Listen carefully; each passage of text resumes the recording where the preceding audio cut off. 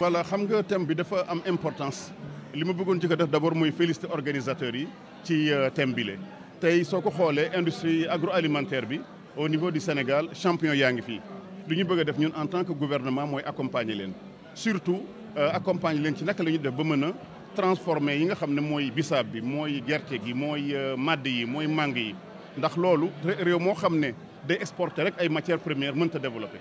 kon mel na ni ñoom li ñuy wax noonu moom la ñuy wax démb ci conseil des ministres bi dégg ngeen le président de la République wax ne li mu bëgg a def mooy accompagner industrialisation dans les 45 départements du Sénégal fexe ba ñu amaat beneen loi sur l'industrialisation fexe aussi ba ñu am ay champions nationaux ñoo xam ne ñun ñoo leen war a jàppale leen ci suuf si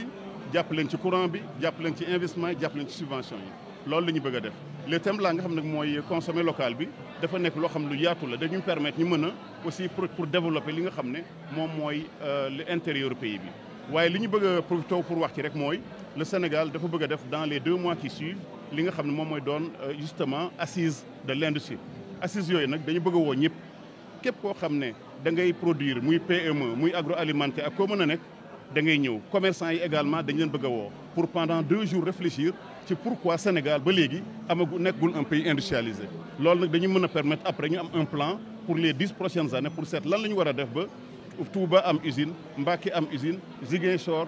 Matam toutes les régions du Sénégal commencent à industrialiser naka la ñu mën a accompagner ba ñoom ñu mën a aussi gis ci seen bopp mais naka la ñu mën a aussi accompagner le développement du commerce am ay supermarchés sénégalais comme lekku fi ak yeneen supermarchés yoo xam ne dañu bëgg dans toutes les régions du Sénégal loolu mën faa am taxawal aussi ce qu'on appelle un fonds de l'industrie un fonds du commerce pour mën a accompagner suñu champions yi ak aussi ay fonds pour les PME pour mën nañu accompagner di liggéey aussi le ministre l'a dit tout à l'heure sur ce qu'on appelle un fonds de l'économie solidaire pour que réew mi mu am maintenant une véritable place pour l'entrepreneuriat. Projet de loi bi. Voilà projet de loi bi lu am importance la ndax depuis bi ñu amee industrie ba léegi Sénégal amagul une loi sur l'industrie or ku ne xam na ne soo amul loolu mënoo développer wu industrie mooy lu ëpp importance pour développer réew ndax da ngay dégg ñu naan secteur primaire muy mbéy mi waaye Sénégal 16% rek lay contribuer au PIB 59% de la population li nga xam ne mooy bi nga xam ne moo war a yóbbu réew mi ci kanam mooy combiner mbéy moomu ak la transformation industrielle loolu nag la ñu defagul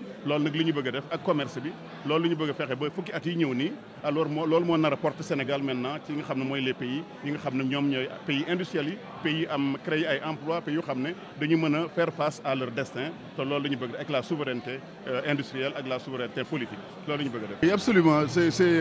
d'abord féliciter vraiment les organisateurs du SPIS pour cette belle journée de l'industrie, je dirais la fête de l'industrie. Le thème nous paraît particulièrement pertinent parce qu'il s'agit de consommer local. Or, vous savez que le président Bassirou Diomaye Faye et le président Ousmane Sonko, le Premier ministre, leur stratégie, c'est la souveraineté alimentaire. Donc, c'est dire que le thème d'aujourd'hui correspond parfaitement à la politique du gouvernement. Je voulais d'abord dire que c'est important que nos produits locaux, le bissap, l'huile, mais également le mad de Casamance, que tous ces produits traditionnels soient maintenant industrialisés. Et j'ai vu aujourd'hui que nos champions sénégalais sont en train de faire un excellent travail dans le domaine de l'innovation, dans le domaine de la valorisation de ces matières premières. Notre souhait, c'est de maintenant voir comment nous pouvons les appuyer à travers une nouvelle politique d'industrialisation. Vous l'avez entendu hier au cours du Conseil des ministres, le Sénégal a délibérément décidé d'aller de l'avant dans une nouvelle politique industrielle, une territorialisation des politiques industrielles pour aller à l'intérieur du pays, dans les régions, d'abord dans les 8 régions de notre projet, les 8 pôles, ensuite aller vers l'industrialisation dans les départements, aller vers l'industrialisation partout où il y aura des matières premières. Vous avez aussi entendu notre politique d'agropole que nous voulons implanter. C'est ça, c'est dire que l'industriel sénégalais aura maintenant le choix, aura des opportunités. Mais en plus de cela, nous allons mettre en place un fonds de l'industrie et du commerce pour aussi aider les entreprises sénégalaises à aussi se développer à l'intérieur, mais aussi à l'international. Nous avons également beaucoup parlé ce matin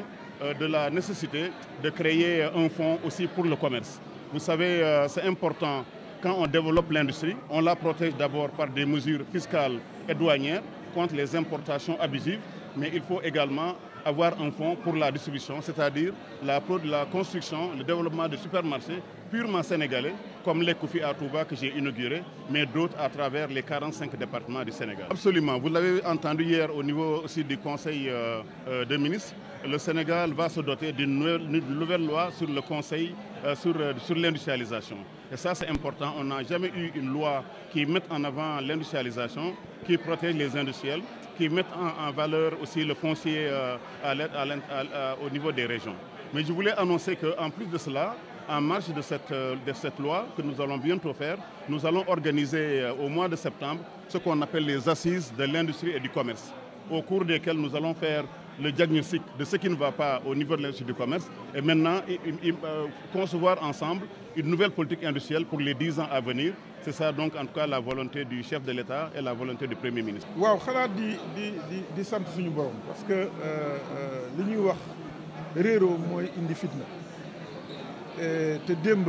yàlla suturaal nañu ba ministre bi jot nañu recevoir ak CNP pour ñu mën a waxtaan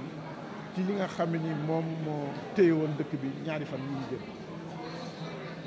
bi ñu demee ba toog li nga xam ni moo génn ci waxtaan bi mooy réeroo kese moo ci nekkoon parce que état bi dafa jàppoon ni pour wàññi njëgu mburu mi dafa gis ni faaw mu bàyyi luy droit de douane bàyyi itam ay taxes ak xool li nga xam ni moo nekk ci diggante bi pour que prix yi ñu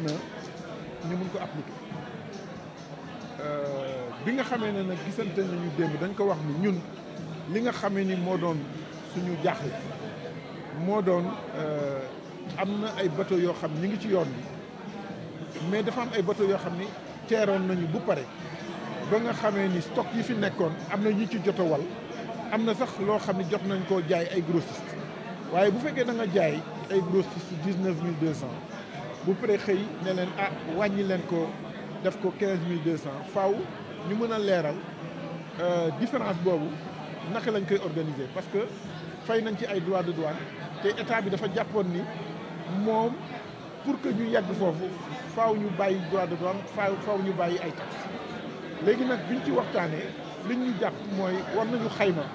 lépp la nga xam ni moom moo nekk ci réew mi loo xam ne jot nañ ci fay ay droits de douane pour que loolu ñu mun ko delloo commerçant yi delloo ko itam usine yi pour que ku ci nekk mun ci gis boppam maanaam consommateur bi gis ci boppam état bi gis ci boppam waaye itam usine yi nga xam ni ñoom ñoo jot a fay ay taxes bu pare ñu xool naka la ñuy def pour que yombaleel leen jaay bi loolu moo doon fitna bi looloo taxoon ñi ñu njort ni industriels yi dañu nanguwul appliquer texte déedéet parce que ci biir waxtaan dañ leen mos a wax